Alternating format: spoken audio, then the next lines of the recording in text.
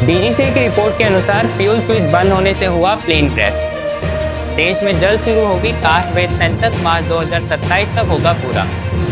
PM Modi ने 51,000 युवाओं को दिया सरकारी नौकरी का तोहफा।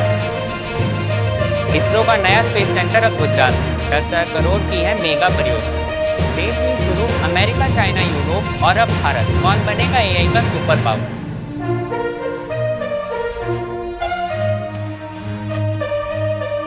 देश और दुनिया की हर बड़ी खबर जो आपका जरूरी है जानना, मिलेगी एनएमसीसी न्यूज पर।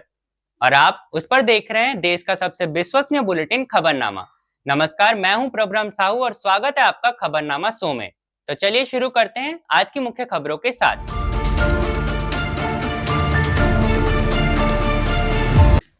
अहमदाबाद से लंदन जा रही एयर इंडिया फ्लाइट 12 जून को क्रैश हो गई थी, जिसमें 260 लोगों की जान चली गई। अब एयरक्राफ्ट एक्सीडेंट इन्वेस्टिगेशन ब्यूरो की रिपोर्ट में खुलासा हुआ है कि दोनों इंजन्स को आखिरी समय तक शुरू करने की कोशिश की गई, लेकिन फ्यूल सप्लाई के स्विचेस टेक ऑफ के तुरंत बाद बंद हो गए थे। इसी वजह से इंजन फेल हुआ और प्लेन क्रैश हो गया। अधिक जानकारी के लिए चलते हैं हमारी रिपोर्टर पूजा परमार के पास।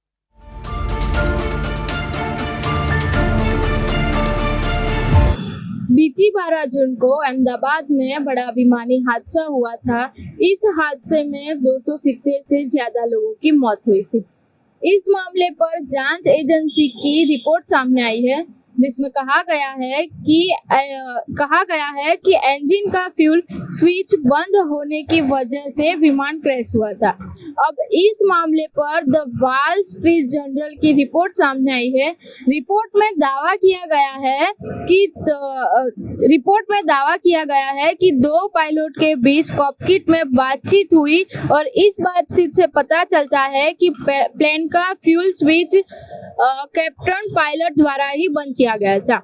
रिपोर्ट में आगे इस बात का हवाला दिया गया है कि जब विमान फर्स्ट ऑफिस पायलट ने सीनियर पायलट से पूछा कि उन्होंने फ्यूल स्विच क्यों कट कर दिया, तब सीनियर पायलट के पास कोई जवाब नहीं था और वो शांत रहे।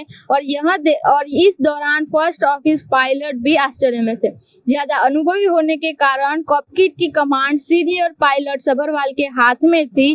कॉकपिट की बातचीत से यह पता चलता है कि सीनियर पायलट सभरवाल ने ही स्विच कट किया था और इसकी वजह से प्लेन क्रैश हुआ था। अभी इन्वेस्टिगेशन जारी है, फाइनल रिपोर्ट का सबको इंतजार है। फिलहाल इस बड़े खुलासे के बाद एविएशन सेफ्टी पर सवाल उठ रहे हैं। और चलते हैं अगली बड़ी खबर की ओर। बात है बिहार की, जहां इलेक्शन कमीशन के स्पेशल इंटेंसिव रिवीजन यानी एसआईआर को लेकर सियासत का माहौल गर्म हो गया है।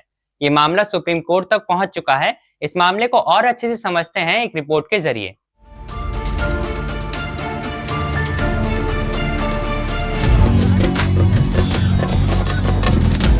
इस समय बिहार में राजनीति गरमाई हुई है, लेकिन क्यों?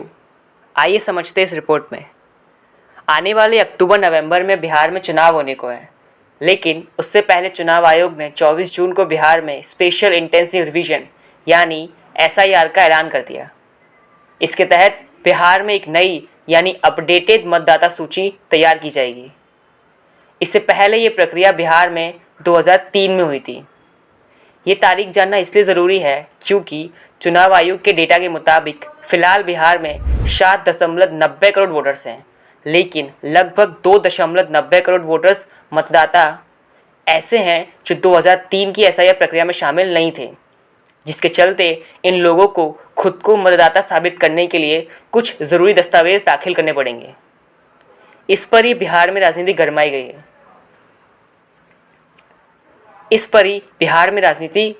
है। विपक्ष एसआईआर करवाने पर अपना विरोध जता रहा है और अपनी आपत्तियां जता रहा है। आइए इन्हीं आपत्ति को समझते हैं एक्सपर्ट के जरिए। Special drive, right. तो विपक्ष का कहना ये था कि ये जानबूझकर किया जा रहा है, ये पॉलिटिकल मूव है और इलेक्शन कमीशन जो है वो केंद्र सरकार के कहने पर ये सब कर रहे हैं ताकि वोटर्स की संख्या जो है वो कम हो जाए। इलेक्शन कमीशन का कहना है कि हमारे लिए एक प्रोसेस है और हम इनफैक्ट इसको क्लीन कर रहे हैं। कई सारे लोग जो हैं गलत डॉक्यूमेंट्स लाकर इस प्रकार से भारत के नागरिक भी बन गए हैं, वोटर्स भी बन गए हैं, तो उसकी वजह से समस्याएं आ रही हैं, तो हम उसको क्लीन कर रहे हैं। विपक्ष के आरोपों के बीच चुनाव आयोग का कहना है कि एसआईआर एक रूटीन प्रक्रिया है जिसका उद्देश्य मतदाता सूची को अपडेट कराना है। आयोग का मानना है कि इस प्रक्रिया के जरिए नए मतदाता को जुड़ने का मौका मिलेगा और वहीं नकली मतदाता को हटाकर चुनावी प्रक्रिया को और ज़्यादा पारदर्शित बनाया जा सकेगा। में ये 20 साल पहले ये प्रक्रिया हुई थी। ये बड़ा सिंपल सा है। जो उनका कहना ये है कि जो लोग मतदाता वोटर्स लिस्ट में जो लोग होते हैं उनको कैसे सत्यापित किया जाए, उनको ये हम कैसे बता सके कि वास्तव में ये लोग जो हैं ये भारत के नागरिक है या नहीं। अच्छा, भारत के नागरिक होने के लिए जो डॉक्यूमेंट्स चाहिए वो अलग होते हैं और वोटर्स लिस्ट में आपका नाम होने के लिए जो डॉक्यूमेंट चाहिए करीब 11 से 12 डॉक्यूमेंट्स होते हैं, वो अगर आपके पास हैं तो विपक्ष के आरोप और प्रत्यारोप के बीच 1 अगस्त की तारीख आई, जिस दिन SIR का पहला चरण पूरा हुआ और उस दिन ड्राफ्ट मतदाता सूची जारी हुई, जिसमें बिहार के लगभग 65 लाख मतदाता के नाम सूची से हटा दिए गए। इसके तुरंत बाद राहुल गांधी ने 7 अगस्त को प्रेस कॉन्फ्रेंस में चुनाव आयोग पर चुनाव चोरी का आरोप लगाया और SIR प्रक्रिया को चुनाव चोरी का नया हथियार बताया। अब राहुल गांधी SIR प्रक्रिया को एक बड़ा चुनावी मुद्दा बना रहे हैं बिहार में, पर यह मुद्दा चुनाव में कितना सफल होगा, आइए समझते हैं। अब बिहार में SIR को लेकर मामला सुप्रीम कोर्ट में चला गया था, उसको लेकर भी विपक्ष ने पहले काफ़ी हंगामा किया, वो अभी भी कर रहे हैं। अभी भी जब सुप्रीम कोर्ट ने ये 2 वर्डिक्ट दिए तो विपक्ष कहता है कि देखिए हम जो कह रहे थे वही हुआ, इलेक्शन कमीशन की हार हुई है, हम जो कह रहे थे वैसे ही करना पड़ा, सुप्रीम कोर्ट ने भी वही कहा। Again it's a process, right. अगर कहीं कुछ गलती हुई है तो वो सुधारने के लिए इलेक्शन कमीशन कंटिन्यूअसली ये प्रोसेस करता रहता है। इलेक्शन कमीशन को राजनीति से कुछ लेना देना नहीं, उसका काम है इलेक्शन की प्रोसेस को ठीक करना, राइट। अब अभी फिर से यात्रा निकाली है, राहुल जी ने भी यात्रा निकाली है बिहार में और वो घूम रहे हैं इस मामले को लेकर। पर अब ये मुद्दा बिहार की राजनीति को देखते हुए बिहार के चुनाव में वोटर्स को कितना अपील करता है कि वास्तव में कुछ वोट चोरी हुई है या नहीं, ये अपने आप में एक प्रश्न है। यानी वोटर लिस्ट अपडेट की टेक्निकल प्रोसेस अब सियासत जंग का बड़ा मुद्दा बन चुकी है। आगे जैसे इस मामले में कोई नई जानकारी आएगी हम आप तक तुरंत पहुंचाएंगे। अब बढ़ते हैं अगली खबर की ओर।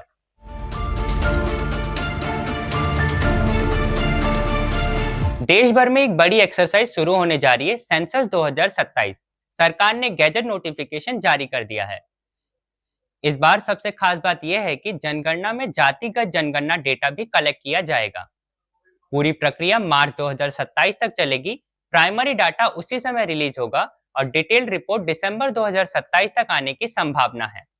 अब सवाल यह है कि इस प्रक्रिया में क्या होगा और कानूनी पहलू क्या कहते हैं, इस पर हमने बात की है एक्सपर्ट से, आइए सुनते हैं।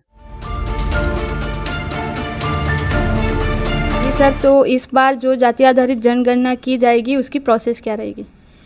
प्रोसेस में ऐसा है कि हमारा देश विविधता में एकता वाला है।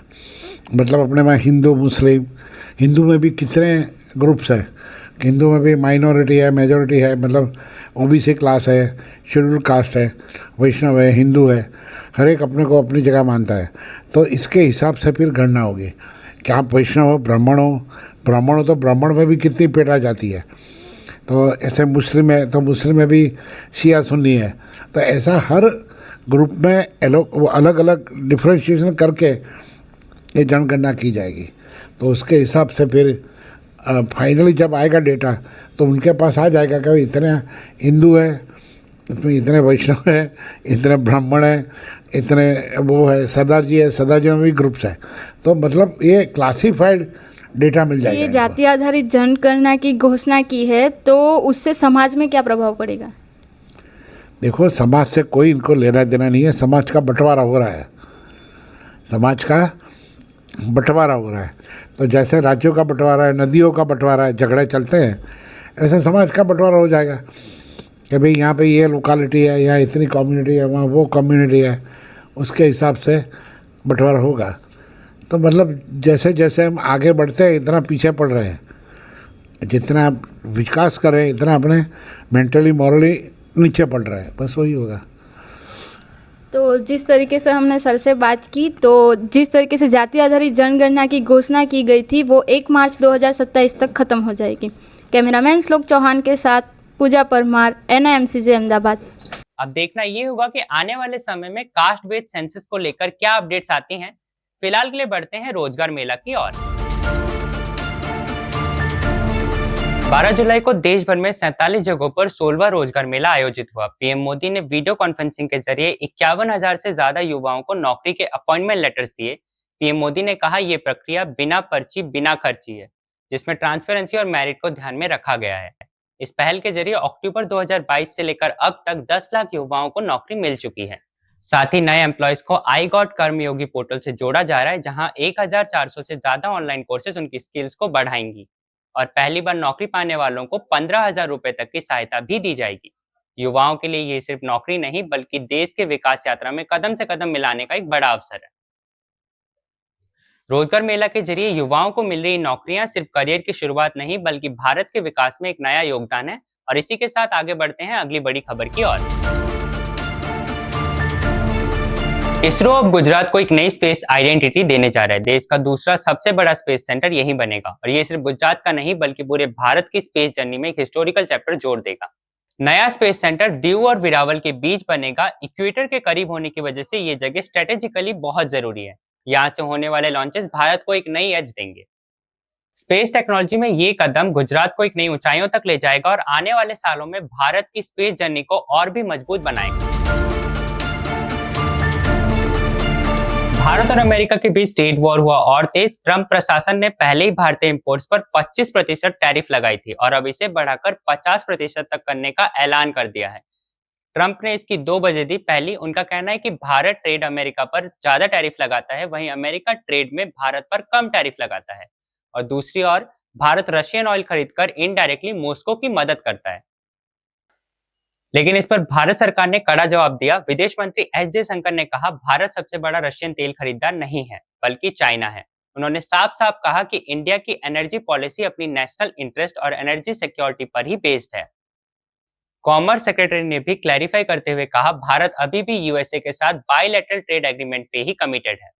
यानी अब ये डिस्प्यूट सिर्फ ट्रेड या इकोनॉमी तक सीमित नहीं बल्कि भारत और अमेरिका के रिलेशनशिप के लिए एक बड़ा जियोपॉलिटिकल चैलेंज बन गया। आज की बड़ी खबर, एआई ने दुनिया की सोच और काम करने के तरीके को बदल दिया है। ये सिर्फ तकनीक नहीं बल्कि एक ग्लोबल रेस बन चुकी है। 2024 में दुनिया भर में एआई के लिए 350 अरब डॉलर से ज्यादा इन्वेस्टमेंट हुआ। इंडिया भी पीछे नहीं है। सरकार ने इंडिया एआई मिशन के लिए 10,000 करोड़ रुपए का बजट ऐलान किया है। एआई के नए मॉडल जैसे GPT-4, जेमिनाई, डीपसीक एआई सिर्फ सवालों के जवाब नहीं देते बल्कि इंसानी काम का एक हिस्सा बन चुके हैं। एक तरफ ये तकनीक हमें नई ऊंचाइयों तक ले जा रही है और दूसरी तरफ याद दिलाती है कि इंसानी सोच और समझ कभी रिप्लेस नहीं किए जा सकते। इंडिया और इंग्लैंड के बीच 5 मैचों की टेस्ट सीरीज के आखिरी मुकाबले का नतीजा आ चुका है। लंदन के ओवल ग्राउंड पर भारत ने दिखाया दम। मोहम्मद सिराज के 5 विकेट, प्रसिद्ध कृष्णा की डेडली बॉलिंग ने दिलाई जीत। जीत के साथ सीरीज 2 और 2 पर बराबर हुई। लेकिन सबसे बड़ी बात यह है कि नए चेहरे, नए कप्तान और नए जुनून के साथ भारत ने दुनिया को दिखा दिया कि हम हर हालात में वापस आना जानते हैं। फिलहाल के लिए इतना ही। भारत और दुनिया से जुड़ी हर खबर के लिए बने रहिए हमारे साथ NIMCJ न्यूज पर। धन्यवाद।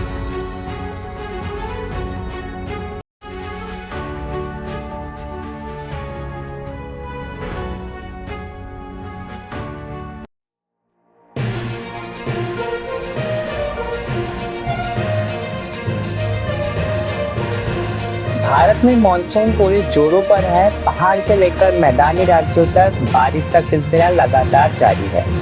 कहीं बाढ़ तो कहीं भूस्खलन की घटनाओं से जनजीवन अस्त व्यस्त हो गया है। राजधानी दिल्ली और NCR में लगातार बारिश हो रही है। सितंबर की शुरुआत दिल्ली वासियों के लिए भीगते मौसम के साथ हुई है। यमुना नदी खतरे के निशान को पार कर रिकॉर्ड स्तर तक पहुंच गई है। मौसम विभाग ने 5 तारीख तक भारी बारिश का अलर्ट जारी किया है। पंजाब में बारिश और अचानक आई बाढ़ से हालात गंभीर है। राज्य के 23 जिलों में 30.5 लाख से ज्यादा लोग प्रभावित हुए हैं। अब तक बारिश से जुड़ी अलग अलग घटनाओं में 30 लोगों की मौत हो चुकी है। उत्तर प्रदेश के कई जिलों में बारिश ने आफत मचा दी है। भारी बारिश के कारण प्रशासन ने स्कूलों में छुट्टी की घोषणा कर दी है।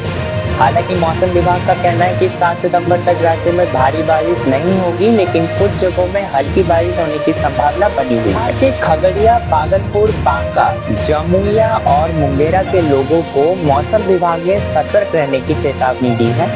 आज कई जगहों पर झमाझम बारिश हो सकती है, लेकिन 10 दिसंबर तक भारी बारिश का अलर्ट जारी नहीं किया गया है। हिमाचल प्रदेश, उत्तराखंड और जम्मू कश्मीर में बारिश का सिलसिला थमने का नाम नहीं ले रहा।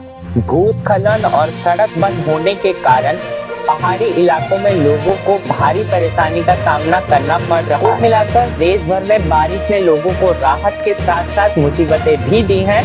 मौसम विभाग की माने तो अगले कुछ दिनों तक बारिश का ये दौर जारी रहने वाला है।